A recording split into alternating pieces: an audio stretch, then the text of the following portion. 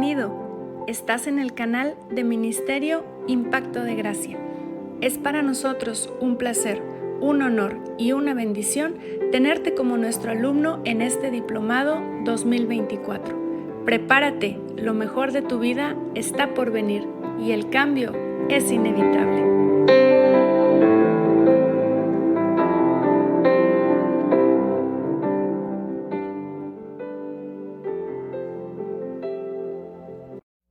Pues muchachos, segunda hora de la verdadera naturaleza de Dios. ¿Quién es Dios? Dios es amor. Doris me decía en este momento, esa es la verdadera naturaleza de Dios. Primera de Juan 4:8. Dios es amor. Versículo 10. En esto consiste el amor, no en que nosotros hayamos amado a Dios. En esto consiste el amor, en que Él nos amó a nosotros. Eso es el amor, eso es entender. Versículo 16. Dios es amor. Lo vuelve a repetir. Versículo 17 y 18. El perfecto amor, entender, tener conocimiento, como dice segunda de Pedro capítulo 1 versículo 2. Conocimiento nos produce gracia y una paz que sobrepasa todo entendimiento, una seguridad y confianza. Primera de Juan 4, 16 y 17, y el 18 dice, el perfecto amor echa fuera el temor. Tremendo. Ahora sí nos vamos a meter a estudiar. En la primera hora fue la introducción. Ahora sí, dile a tu mente, bienvenida. Mente, discúlpame, te voy a poner a que tus engranes den vuelta y a que giren un poquito. ¿Cuántos trajeron su mente? ¿Cuántos van a pensar? ¿Cuántos primero tienen que ser como un vaso que está lleno y decir, me voy a vaciar todo para que pueda ser llenado nuevamente? A veces tenemos que pasar por ese proceso, hermano, desaprender para aprender. Si una persona dice que ya lo sabe todo y que no se le puede enseñar nada, esa persona está equivocada. A mí me han dicho, hermano Ricardo, ¿y usted cree que todo lo sabe? Le digo, no creo que todo lo sepa. Y me dice, ¿y usted ha cambiado sus enseñanzas en algunas ocasiones? Le digo, toda la vida. Escúchame, mis enseñanzas están sujetas a cambio porque todo el tiempo estoy aprendiendo. Que hace 15 años yo prediqué algunas cosas que hace 15 años yo creía. Hoy las veo, regreso al tiempo y digo, me da vergüenza de lo que enseñaba. Quizás en 20 años Dios me enseñe algo diferente y diga, me arrepiento de lo que enseñaba. Y es saludable arrepentirte porque arrepentimiento es cambio de mente. Es importante que digas, no lo sé todo, para seguir aprendiendo. Pero una persona que dice, a mí nadie me puede enseñar. ¿Cuántos conocen personas así? Es que yo lo sé todo. Es que a mí nadie me puede enseñar. No, es que así no es. No, tampoco es así. Ministerio Impacto de Gracia está transmitiendo la verdad presente, lo que creemos que es verdad para nosotros. Pero si tú crees algo diferente, adelante. Y vente a comer carne asada conmigo. La doctrina no nos hace ser hermanos. Qué tremendo lo que te digo. La doctrina no nos hace ser hijos de Dios. Lo que nos hace ser hermanos es Jesucristo que murió en la cruz del Calvario. Mi doctrina está sujeta a cambios, pero en quien yo creo no. Porque hay algunos que su doctrina es lo más importante para ellos. Tenemos la verdad nosotros y nadie como nosotros. Y por ese pensamiento está dividido el cuerpo de Cristo, cuando deberíamos de estar unidos por la esencia que es Cristo Jesús. Somos hermanos, aunque pensemos diferente. Amén. Así que ama a la iglesia vecina. Son tus hermanos. Aunque se llamen bautistas, aunque se llamen metodistas, aunque se llamen pentecostés, son tus hermanos y creen en el sacrificio de Jesús. Así que ámalos. Y cuando los veas, dile, Dios te bendiga, hermano. Buenas tardes, hermano. Somos una familia en Cristo Jesús. Cuando entendamos eso, que estamos unidos por la sangre de Jesús, se acaban las divisiones. ¿Verdad que sí, amor? Sí, y es la analogía que hace Dios de compararnos con una familia. Uh-huh. En una familia los hermanos somos tan diferentes. Así pueden ser 15 como tú, podamos ser 3 como No nosotros. todos somos iguales. No, sean 2. No, jamás somos iguales. Y por eso nos dejamos de amar. No, somos una familia. Exactamente. Pero eso, ¿quién lo promueve? Los papás. Imagínate, yo tengo 3 hijos. Imagínate que le diga a uno de mis hijos, no te juntes con aquella. No platiques con ella. Qué triste. Sí, claro. Somos familia. No, es que ella está súper equivocada y es que la otra hombre No. no le hagas caso. Mira, yo tengo... Es mi favorita. Sí, no, ¿qué divisiones tan tremendas hacemos? Yo tengo pastores aquí en Saltillo que trabajamos juntos en el Ministerio Impacto de Gracia, y hay algunos hermanos que me llaman a través de estas enseñanzas que estoy compartiendo aquí en Saltillo y me dicen, oiga, yo quiero estar en su congregación. Le digo, yo no soy pastor, tengo pastores aquí en Saltillo que es diferente, pero ¿por dónde vive usted? Por tal lugar. Ah, bueno, tengo una iglesia por allá. En Ramos, allá está otra iglesia. En el norte, en el sur, de allá tengo más iglesias también con los pastores que trabajo. Y yo los envío a diferentes lugares. Y luego de repente alguien me llama y me dice, pero es que a mí me gustaría estar allá. Váyase, váyase, donde se sienta más feliz y contento, váyase. Pero siga sirviendo al Señor. ¿Para qué nos vamos a estar peleando por las ovejas, hermano? Ay, es que me andan robando las ovejas. Para empezar, nadie se roba las ovejas, ni que fueran bebitos. Ellos toman las decisiones y irse a donde quieran. ¡Auch! Ya con eso asusté a algunos. Las ovejas se van solas. Las ovejas se van solas a donde quieran. Y si se van, si eres un pastor llamado por Dios, si se van a cualquier lugar que se vayan, dígale, te bendigo, prospera, sal adelante donde quiera que estés, porque somos una familia donde quiera que vayas. Pero hay algunos que se fueron de la iglesia, están enojados y peleados porque los abandonaron y hablan mal de ellos y los critican y los chismean. ¡Qué vergüenza, hermano! De verdad. Si se va, que se vaya y tú sigue pastoreando y ministrando, que ese es el llamado que Dios te dio. Así es. Digan amén.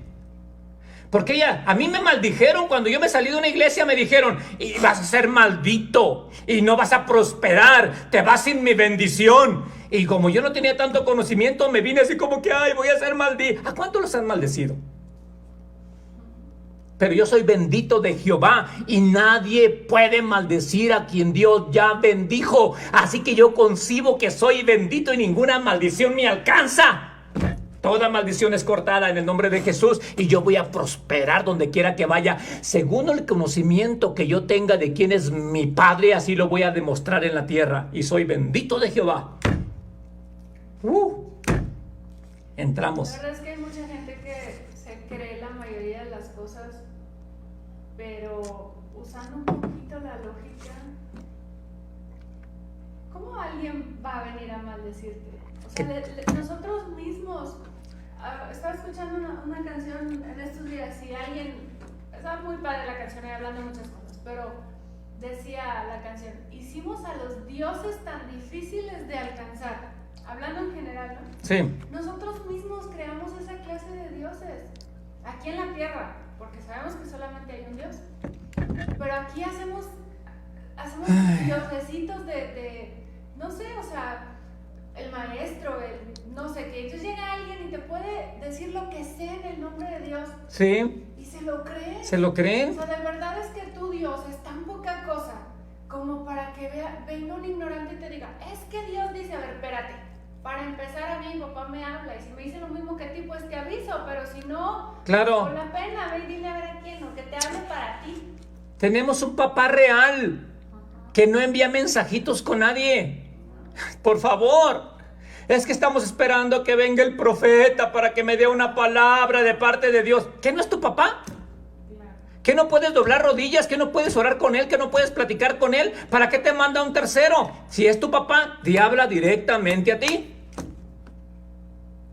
Volvemos a lo mismo, es una analogía de la familia, ¿sí? Antes sí lo hacía, sí, antes. No hemos entendido entendido la diferencia entre la cruz en el tiempo, Sí. Bueno, ya lo vamos a entender un poquito. Ya vamos a entender un poquito aquí, porque todavía apenas va, esta es la tercera serie, hermano. Los de reformadores ya van como 3 años que han estudiado con nosotros, y esto que te estoy compartiendo es fácil de entender, pero para ustedes que es la tercera serie apenas, pues apenas vamos entendiendo, y es normal que vengan dudas, es normal, ¿verdad? Pero la cruz hizo la gran diferencia entre el antes y el después, ¿ok? Lo vamos a ir viendo. Desde Adán a Moisés, vean el mapa que tenemos ahí, porque vamos ahora a entrar a que los engranes funcionen. Desde Adán a Moisés transcurrieron 2500 años aproximadamente. 2000, viene en el examen. Anotando todo rápido, ¿verdad? Desde Moisés a Jesús transcurrieron aproximadamente 1500 años. De Moisés a la cruz, escúchame, ponme mucha atención, porque aquí los engranes quiero que funcionen. De Moisés a la cruz, no al nacimiento de Jesús, no a Mateo, sino Mateo, Marcos, Lucas, Juan, la cruz. De Moisés a la cruz transcurrieron 1500 años aproximadamente. De Moisés a la cruz fue la etapa de la ley, donde tenías que hacer para merecer, donde tenías que portarte bien para que Dios te diera. Y algunos dicen, ya ve, entonces sí nos tenemos que portar bien para que Dios nos dé. Según la ley, sí. Según la ley de Moisés, sí, porque la ley de Moisés bendice al bueno, le da al que se porta bien, bendice al que le echa más ganas. Según la ley de Moisés. ¿Cuántos quieren vivir bajo la ley de Moisés? No, gracias. Pero de la cruz hasta nosotros es la etapa de la gracia. 2000 años aproximadamente han transcurrido. 2000 años. De la cruz a nosotros han transcurrido aproximadamente 2000 años. La etapa de la gracia. ¿Gracia qué es? Que Dios nos da lo que no merecemos. De la cruz a Moisés es ley, donde Dios bendice al bueno. De la cruz hacia nosotros es la etapa de la gracia, donde Dios salva al malo.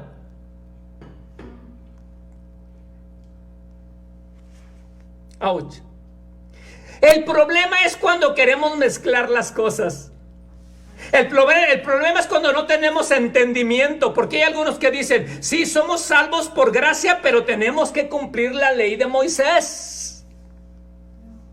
Ahí es el gran problema, hermano. Y es lo que vamos a estar viendo desde Génesis hasta Apocalipsis. No les da gusto saber lo que vamos a ver, hermano. Una gran revelación de la palabra de Dios. Y esto es lo que voy a estar compartiendo en Argentina en estos días. En Chile. El amor de Dios. Aquí lo hago sistemáticamente, allá el púlpito de 50 metros no me alcanza para brincar y correr. De Adán, lo repito, de Adán a Moisés transcurrieron 2500 años aproximadamente, y fue la etapa de la misericordia. ¿Qué significa misericordia, hermanos? Ayúdenme, que ya se les dije en la primera sesión. ¿Misericordia qué es?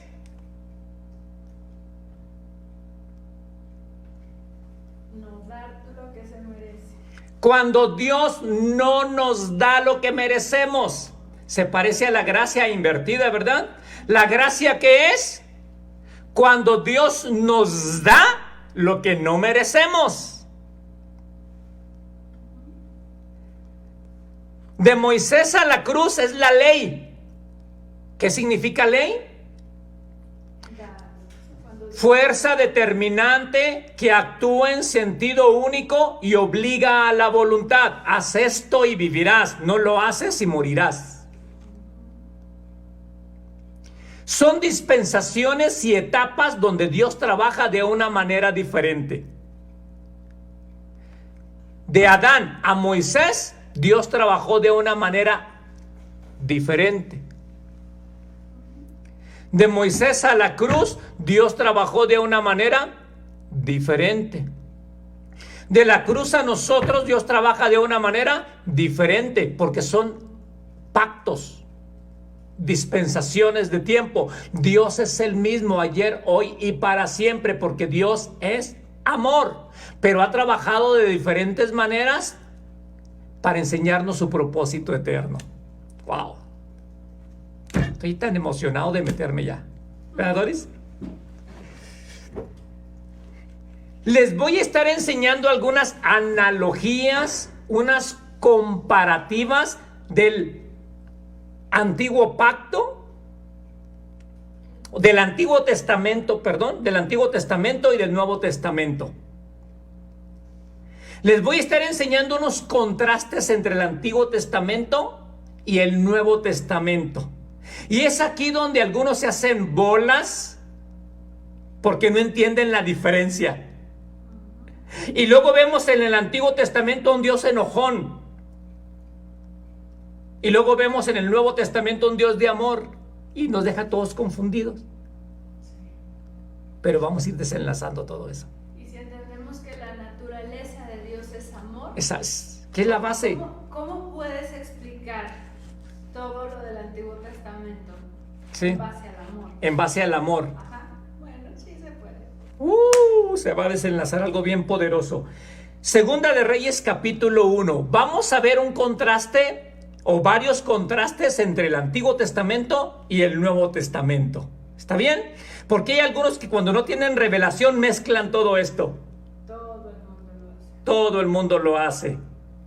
Porque pensamos y agarramos la Biblia como un todo. Y no entendemos que hay divisiones, dispensaciones, 8 pactos. Y Dios trabaja en cada pacto de una manera diferente para entenderlo a Él cómo va a trabajar. Segunda de Reyes, capítulo 1, versículo 1. Abre tu Biblia ahí, hermano, y vamos a leer algo poderoso. Está hablando del profeta Elías. ¿Cuántos quieren ser como el profeta Elías? Que caiga fuego del cielo.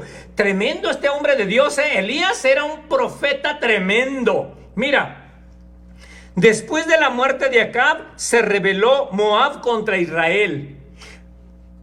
Elías había profetizado contra Acab, contra Jezabel. Acababa de profetizar en contra de ellos y le dijo a Jezabel: así te comerán los perros. Y se cumplió. Y también profetizó contra Acab y se cumplió. Y luego se levanta Ocosías. Y Ocosías cayó por la ventana de una sala de la casa que tenía en Samaria. Y estando enfermo, envió mensajeros y les dijo: id a consultar a Belzebú, a ver si voy a sanar de esta enfermedad. Y envió mensajeros a los brujos para que le dijeran a ver si iba a sanar de la enfermedad. Pero cuando iban los mensajeros, se encontraron con Elías. Y Elías, aunque no estaba ahí, Dios le reveló y escuchó las palabras de Ocosías. Y les dice a estos mensajeros: ¿qué no hay Dios de Israel en este lugar para que lo consulten a él? ¿Por qué van con los brujos a consultarlos? Regrésate con Ocosías y dile que de cierto morirá. Y regresaron los mensajeros con Ocosías y le dicen: encontramos una persona que nos dijo que ¿por qué vas con los brujos? Que de cierto morirás. Y él dice: ¿cómo era esta persona? Y le dicen: pues estaba vestido así y vestido de esta manera. Y dicen: este es Elías. Ya lo conocían por su manera de vestir. Qué importante es que nos conozcan por la manera de vestirnos también. Es Elías. Y dice que voy a morir. Primero lo mato yo, dijo Ocosías. Primero lo mato yo. Y Dios le dice a Elías: súbete a esta montaña. Y Elías se sube a la montaña. En el versículo 9, ponme mucha atención, hermano. Mira, versículo 9. Hasta me da risa. Sígueme. Luego envió a él un capitán de 50 con sus 50. 51 personas fueron a buscar a Elías. ¿Le tenían miedo? ¿Le tenían miedo a Elías? Ya habían escuchado la historia, profetizaba y se cumplía. decía esto y sucedía. Perros te van a comer, y los perros se lo comían. Luego envió él un capitán de 50 con sus 50, el cual subió a donde él estaba. Y aquí él estaba sentado en la cumbre del monte. Imagínense, por favor, piensen conmigo, sentado en la cumbre, él solito ahí. Llegan los 51, el capitán con sus 50. Y el capitán le dijo: varón de Dios, el rey ha dicho que desciendas. A ver, ¿era varón de Dios, sí o no? Sí. Mi rey me ha dicho que desciendas. ¿Es malo eso? Le estaba diciendo: varón de Dios, desciende. Y versículo 10, mira lo que dice Elías. El rey era la autoridad. ¿Mande? El rey era la autoridad. Sí. Y los pobres no eran los mensajeros. Eran mensajeros, pobrecitos. Me da lástima por ellos. Versículo 10. Y Elías respondió y dijo al capitán de 50: si yo soy varón de Dios, descienda fuego del cielo y consúmate con tus 50. Santo Dios. Y descendió fuego del cielo que los consumió a él y a sus 50. ¿Cuántos se querían juntar con Elías? ¿Cuántos quieren estar al lado de un profeta como Elías? ¿Elías tenía un buen carácter? No, yo creo que Elías era enojón. Una pulga que le picara, la misma que le incendiaba. Era el profeta de fuego. Y cayó fuego del cielo y los hizo carnitas, los hizo carne asada a los 51. Versículo, es que vamos a ver la imagen, hermano, vamos a meternos a la escena, vamos. Imagínate, Hollywood sacaría un extracto de todo esto y haría una gran película. De hecho, las han hecho. Las mejores películas son sacadas de la Biblia. Pregúntale a Mel Gibson. Versículo 11. El rey se dio cuenta que mataron a sus 51. ¿Cómo crees que estaba el rey? Volvió el rey a enviar a él otro capitán de 50. No, yo no iba. Con sus 50. Imagínate al capitán diciendo: acaba de quemar a todo el ejército. Y dice: muchachos, ahora te toca ir a ti. Llévate otros 50. ¿Cómo creen que iba? No. ¿Ustedes irían? Y volvió el rey a enviar a él otro capitán de 50 con sus 50. Y le habló y dijo: varón de Dios, el rey ha dicho así: desciende pronto. Otra vez, versículo 12. Y le respondió Elías y dijo: si soy varón de Dios, descienda fuego del cielo y consúmate con tus 50. Ay, no puede ser. Y descendió fuego del cielo y lo consumió a él con sus 50. Ya eran 102 los que había quemado el tremendo Elías. Pero qué poder, ¿no? De hacer lo que ellos quieren. ¿Qué autoridad tenía Elías para decir que caiga fuego? Era el profeta que abría el cielo para que cayera fuego. ¿Cuántos quieren estar al lado de un profeta de ese? Hazle una broma mala a Elías, a ver qué te pasa. Juega con Elías y que no le caigas bien, a ver qué te pasa. ¿Cuántos conocen profetas hoy en día que quieren ser como Elías? Que quieren imitar a Elías. Yo conozco a muchos que se creen que tienen la unción de Elías. Y creen que tienen la autoridad para maldecir.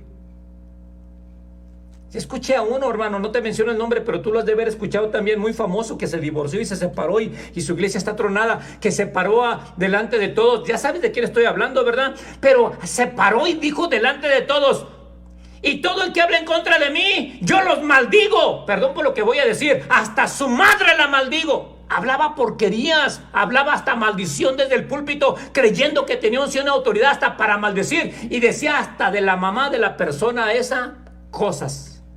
¿Qué culpa tenía la mamá? Yo digo aquí, ¿qué culpa tenía el capitán con sus 50? Si el problema era con el rey. Pero bueno, ya llevaba 102. ¿Seguimos la historia? Porque cuando leemos estas historias, hermano, parece de ciencia ficción, pero es palabra de Dios. Versículo 13. Este rey Ocosías no entendía y volvió a enviar otro capitán con sus 50. 3 veces. Yo creo que estaba echando a los que no quería o los que le caían gordos. De una vez estaba depurando al ejército.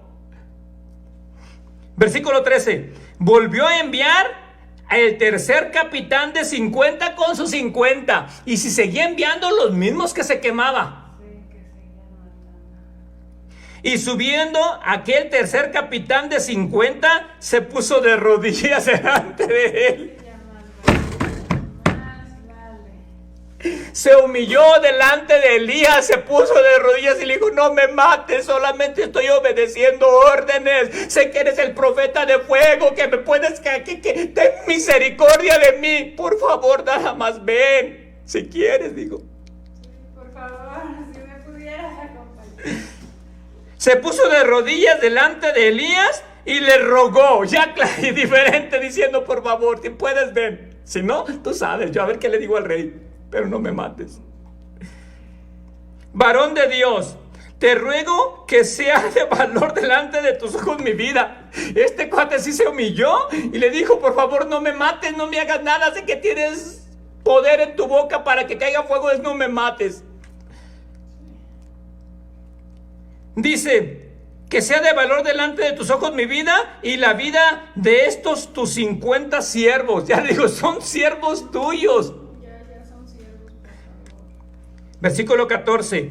He aquí, ha descendido fuego del cielo y ha consumido a los 2 primeros capitanes de 50 con sus 50. Sea estimada ahora mi vida delante de tus ojos, porque se humilló. Entonces el ángel de Jehová dijo a Elías: desciende con él y no tengas miedo de él. Y se levantó y descendió con él al rey. Bueno, esto sucedió con Elías. ¿Los engranes están trabajando? Pregunta: ¿en el Nuevo Testamento dónde sucedió?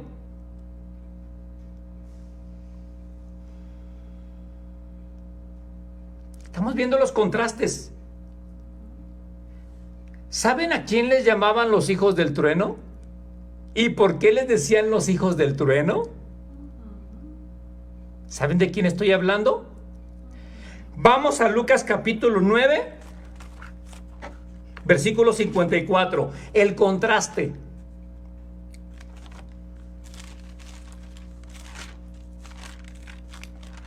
Lucas capítulo 9, versículo, ¿qué dije? 53.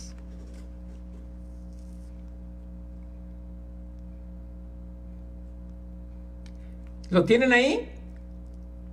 Voy a leértelo. Piensa en el contraste que te estoy enseñando. Elías, y ahora vemos a los discípulos de Jesús queriendo hacer descender fuego del cielo como lo hizo Elías. Escúchame. Versículo 51, lo voy a leer. Cuando se cumplió el tiempo en el que él había de ser recibido arriba, afirmó su rostro para ir a Jerusalén y envió mensajeros delante de él, los cuales fueron y entraron en una aldea de los samaritanos para hacerle preparativos, mas no le recibieron, porque su aspecto era como de ir a Jerusalén. No le recibieron a Jesús. Viendo esto sus discípulos, Jacobo, piensa conmigo, hermano. Si quieres, toma un poquito de café. Despierta, sacude tu cabeza, porque vas a ver algo poderoso. Mas no le recibieron, porque su aspecto era como ir a Jerusalén. Viendo esto sus discípulos, Jacobo y Juan, dijeron: Señor, ¿quieres que mandemos que descienda fuego del cielo como lo hizo Elías y los consuma? Ellos conocían perfectamente esa historia. Ellos conocían esa historia. Y lo que más me impresiona es que ellos tenían la seguridad y confianza de que si ellos clamaban para que cayera fuego del cielo, iba a caer fuego del cielo. ¡Qué seguridad tan increíble!, ¿no? ¿Y qué les dijo Jesús? Adelante. Ándale, diles que caiga. Que caiga fuego del cielo. Consúmanlos porque no me recibieron a mí. Mátalos. ¿Eso dijo Jesús? Piensa, hermano, piensa conmigo. ¿Qué les dijo Jesús? Pues léelo. Entonces, volviéndose a él, ¿qué dice ahí? Los reprendió, los regañó y les dijo: vosotros no sabéis de qué espíritu sois, porque el Hijo del Hombre no ha venido para perder las almas de los hombres, sino para salvarlas. Escúchame, por favor. Jesús está reprendiendo a Jacobo, ¿y a quién más? Y a Juan, por tratar de imitar a un hombre de Dios. Estaban tratando de imitar a Elías y Jesús los reprende por imitar a Elías. Ahora esto me sacude. ¿Por qué? ¿Entonces no es correcto imitar a Elías? No. Lo que hizo Elías en su tiempo, en su pacto, en su dispensación estuvo correcto, porque todavía no había llegado Jesucristo. Y cuando llegó Jesucristo, la historia cambió. Si Jesús hubiera estado en el monte con Elías, hubiera reprendido a Elías. Si Jesús ya hubiera llegado en el tiempo de Elías, le hubiera dicho a Elías: te reprendo, Elías, ¿qué estás haciendo? ¿Por qué los estás quemando? Pero en el tiempo que estaba Elías, todavía no había llegado Jesús, y lo que hizo Elías estuvo correcto en su tiempo. Pero cuando llegó Jesucristo, la historia cambió. ¿Me estoy explicando? Y ahora reprende a Jacobo y a Juan por querer imitar a un hombre del Antiguo Testamento.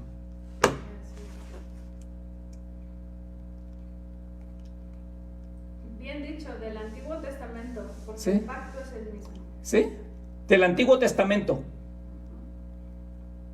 Y les dice: vosotros no sabéis de qué espíritu sois, porque aquel espíritu mata, da muerte y destruye, pero el espíritu que ha llegado nuevo da vida, vivifica y aún resucita los huesos. ¿Alcanzamos a ver eso, hermano? Porque el Hijo del Hombre no ha venido para perder las almas de los hombres, sino para salvarlas. Y se fueron a otra aldea. Escúchame lo que te voy a decir y piénsalo.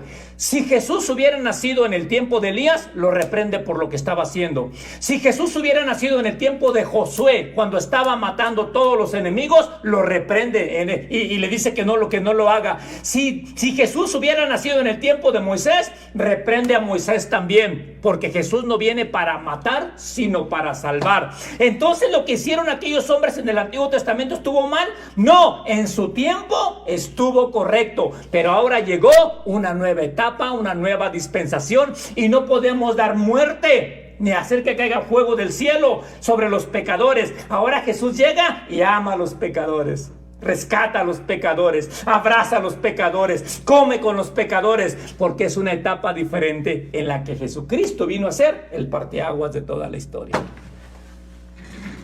¿Alcanzamos a ver el contraste? Solo es una pizquita. Vamos a ver otro contraste. ¿Qué les parece? Uno más. ¿Cuántos saben que hay un hijo pródigo bajo la ley y un hijo pródigo bajo la gracia? Bueno, donde Jesús nos está mostrando la gracia. Vamos a ver primero el contraste en el hijo pródigo bajo la ley. Vamos a verlo. Deuteronomio, capítulo 21. ¿Sí estamos viendo eso, hermano? Los contrastes. ¿Sí que está quedando claro, Doris? Totalmente. Deuteronomio, capítulo 21. Aquí aparece un hijo pródigo, como decimos, rebelde sin causa, que le gustaba andar de parrandero, jugador y vicioso. Aquí aparece un hijo pródigo. Pero este hijo pródigo aparece bajo la etapa entre Moisés y la cruz. Entre Moisés y la cruz, la etapa de la ley. Vamos a leerlo. Deuteronomio 21, 18. Y mientras lo esté leyendo, levante la mano aquella persona que me esté escuchando, aquel estudiante que haya hecho esto que este hijo hizo y que le hubiera gustado vivir bajo la ley. Si alguno tuviera un hijo contumaz y rebelde, ¿qué significa contumaz? Ay, déjame te lo vuelvo a buscar. Dori ya me lo había buscado. ¿Qué significa contumaz? Sí, para dártelo. La definición correcta. Sí, lo más certero. Dice que se mantienen firme en su comportamiento, actitud, idea o intención a pesar de castigos, advertencias o consejos. Eso es lo que significa contumaz y rebelde. ¿Cuántos han sido contumaz y rebeldes? Por más de que les dan consejos, se amachan y se aferran en que ellos van a hacer lo que quieran y son desobedientes a los padres. ¿Cuántos han desobedecido a sus padres? Apenas te iba a decir eso, que se amachan. No sé si sepan ¿Sí? todos, al menos los que nos escuchen, es como aquí es de que te montas en tu macho o te amachas con algo. Es una forma coloquial de esta palabra, ¿no? Sí. No sé cómo se diga por allá. Pero dice, si alguno tuviera un hijo contumaz y rebelde, que no obedeciere la voz de sus padres, ni a la voz de su madre, y habiéndole castigado, no les obedeciere. Aquí está prácticamente hablando de desobediencia a los padres, ¿no? Sí, sobre todo los padres. Desobediencia a los padres. ¿Cuántos han sido desobedientes a los padres? Entonces lo tomarán su padre y su madre y lo sacarán ante los ancianos de su ciudad y a la puerta del lugar donde viva. Los padres lo van a traer delante de los ancianos para decir, mi hijo es rebelde, mi hijo no me obedece. Mira el versículo 20. Y dirán a los ancianos de la ciudad, nuestro hijo es contumaz y rebelde, no obedece a nuestra voz. Es glotón y borracho. ¿Cuántos son glotones?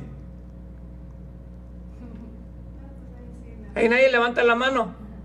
A ver, checa tu pancita. Nadie está gordo por casualidad. Pero ves que primero pone glotón y luego pone borracho.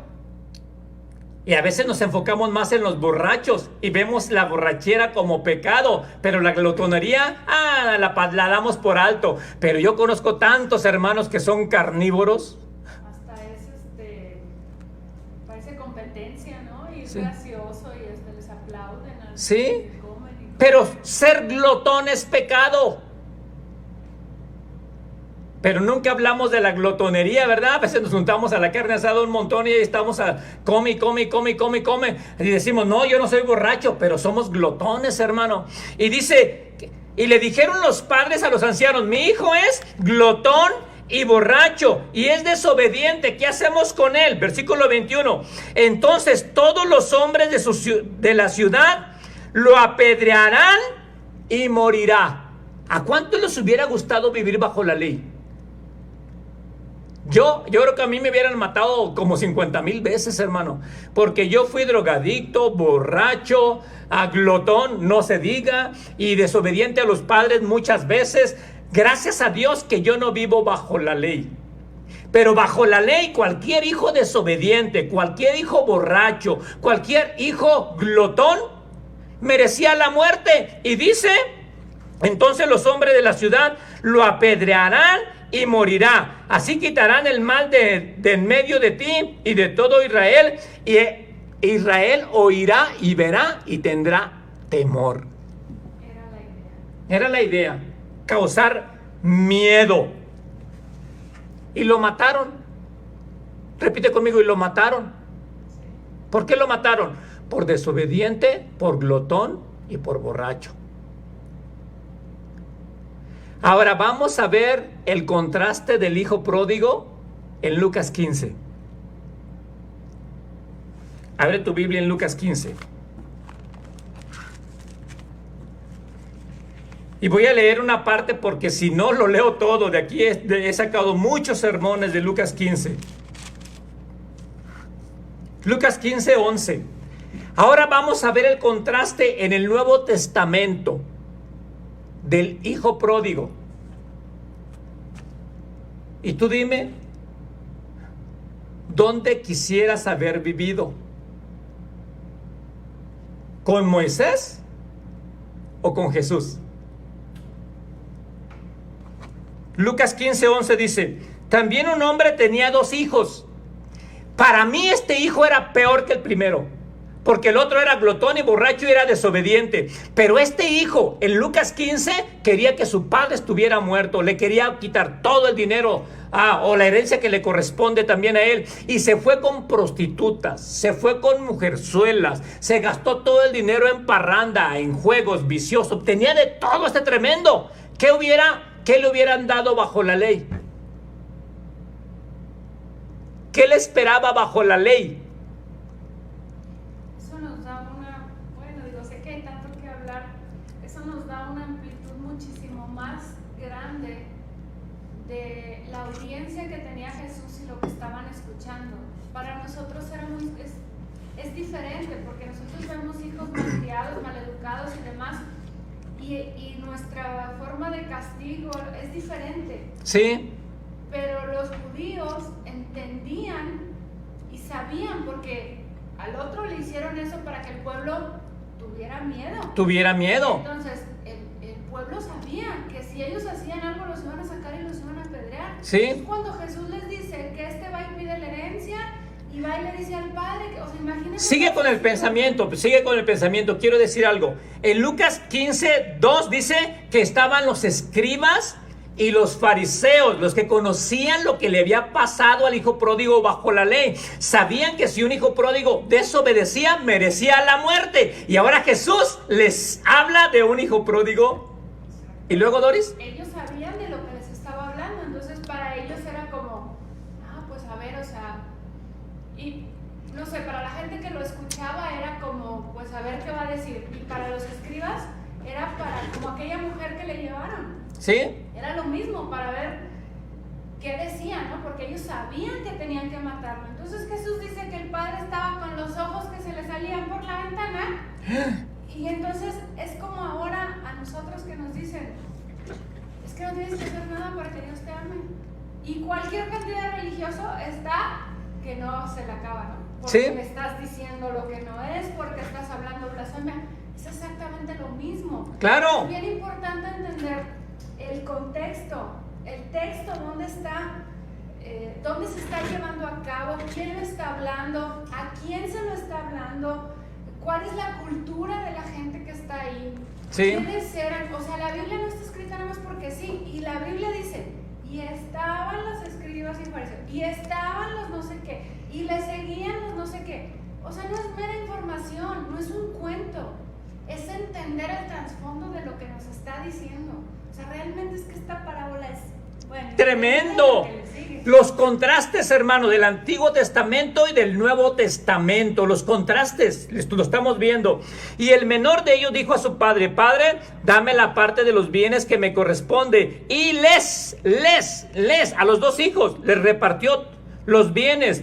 No muchos días después, juntándolo todo, el hijo menor se fue lejos a una provincia apartada. Ahí desperdició sus bienes viviendo perdidamente. ¿Qué era perdidamente? Para empezar, le estaba diciendo: muérete, porque para heredar necesito que primero te mueras y luego me lo des. Pero estaba diciendo: no me importa, tú muérete, a mí dame lo que yo quiero. Según la ley, y los fariseos y los escribas que estaban ahí presentes, ¿qué le iban a dar a este hijo? La muerte, agarrarlo a pedradas. Y cuando todo lo hubo malgastado, vino una gran hambre en aquella provincia y comenzó a faltarle. Y dice que ya no tenían nada para comer, que hasta se acercó con una persona y le pidió trabajo y le dijo, sí te voy a dar trabajo, pero apacentando los cerdos, y los cerdos estaban comiendo y él tenía hambre y quería comer con los cerdos. O sea, para los cerdos era lo peor de lo peor para los escribas y fariseos, porque ellos ni siquiera lo comían. Ahora este hijo hasta quería comer de lo que comían los cerdos. Y este hijo dice que cuando apenas iba a comer, volvió en sí, se arrepintió y dijo, ¿cuántos jornaleros hay en la casa de mi padre comiendo bien? En la casa de mi padre hay abundancia de pan. Me regresaré y le pediré perdón a mi padre. Y los escribas y fariseos escuchando. Si este Jesús es verdaderamente hijo de Dios como dice ser, cumplirá la ley de Moisés. Y cuando a este hijo regrese, lo van a agarrar a pedradas. Eso es lo que le esperaban según la ley de Moisés. Pero cuando el hijo se levantó, dice que el padre estaba en la ventana esperándolo. Esperándolo el padre, porque Dios es amor. En el tiempo de la ley tenía que trabajar de esa manera, porque cuando Dios dio la ley, se cumple toda palabra que Él dijo. Pero en la nueva etapa donde llegó nuestro Señor Jesucristo, todo cambia. Y dice que venía el hijo. ¿Cómo creen que venía el hijo?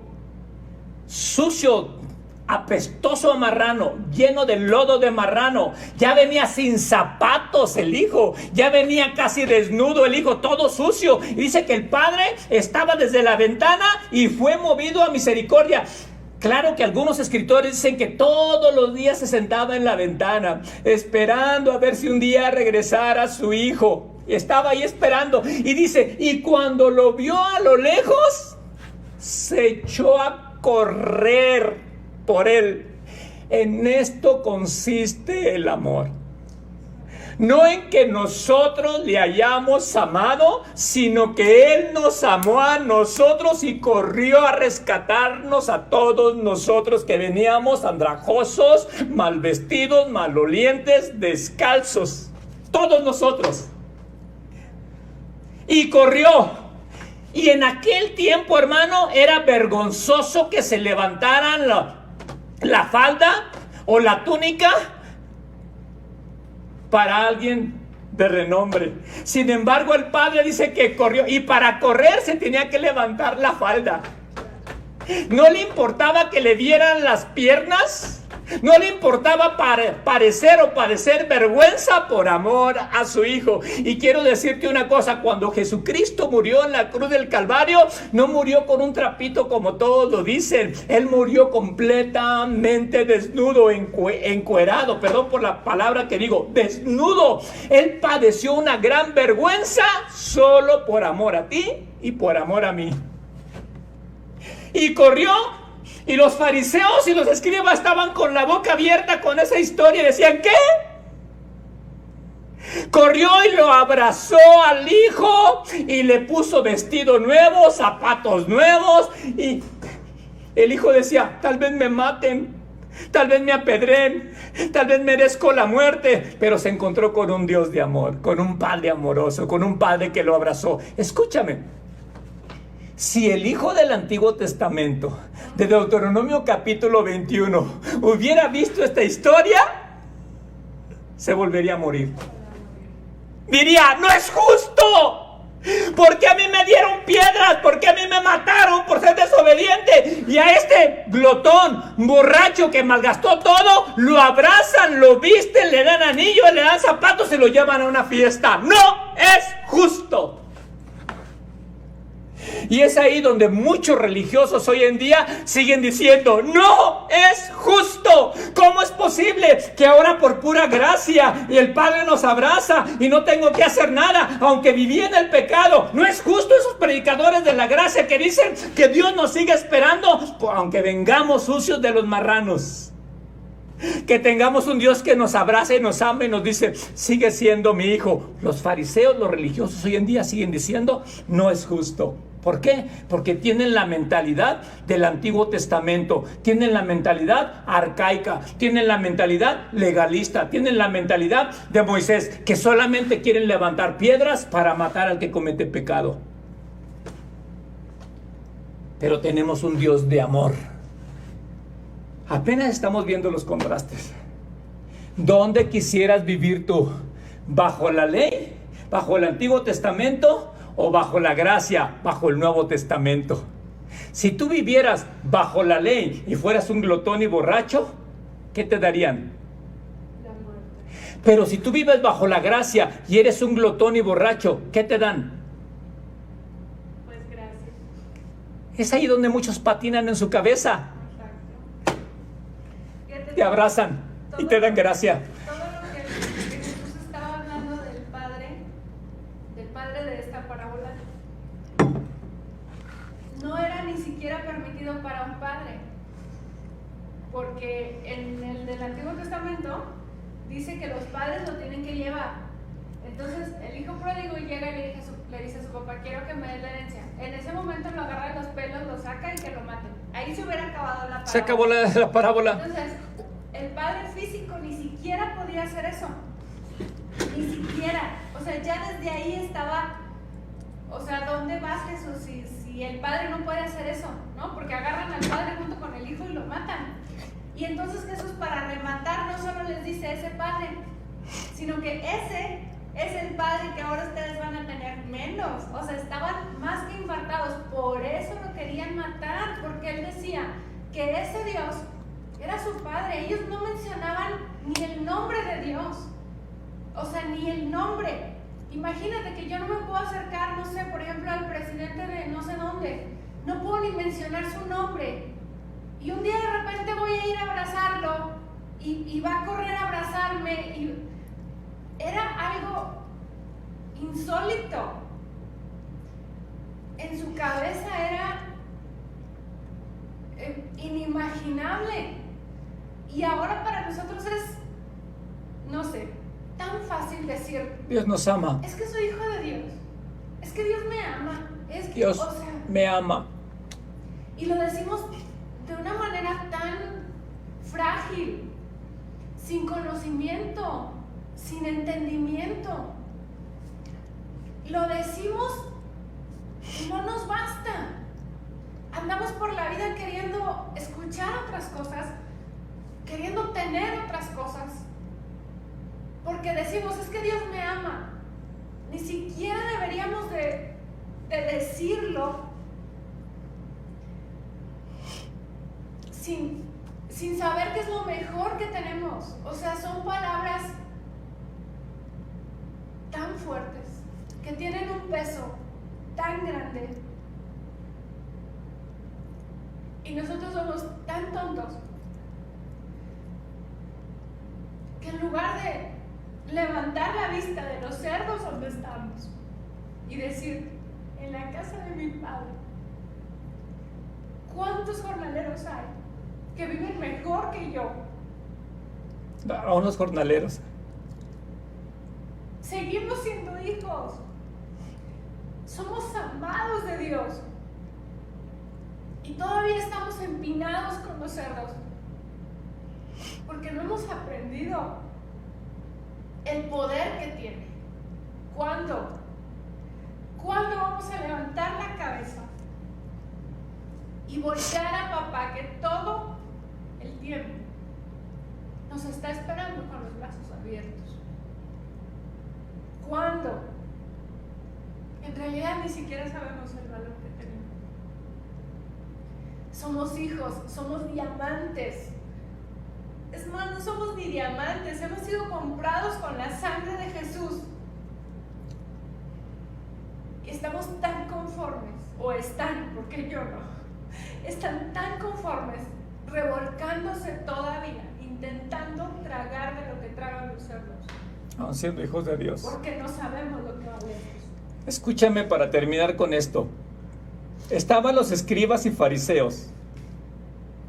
¿Qué le iban a dar los escribas y fariseos a este hijo? Según la ley, la muerte a pedradas. Por eso el padre estaba en la ventana. Cuando lo vio de lejos, el hijo también sabía que lo podían matar y agarrar a pedradas según la ley, porque ahí estaban los escribas y fariseos listos con las piedras para matarlo, porque eso decía la ley de Moisés. Ahora entiendes por qué el padre, cuando lo vio de lejos, corrió y lo abrazó, como diciendo: las piedras que le van a caer a él, que me caigan a mí, que me golpeen a mí. El padre corrió para que las piedras no le cayeran al hijo. Y eso fue lo que hizo Jesús en la cruz. Mátenme a mí, no lo maten a ellos. Dios te amó tanto, Dios me amó tanto, que prefirió morir en la cruz a vivir sin mí. Dios te bendiga. Dios es amor. Dios te ama. Vales la sangre preciosa de Cristo Jesús. Nos vemos el próximo viernes.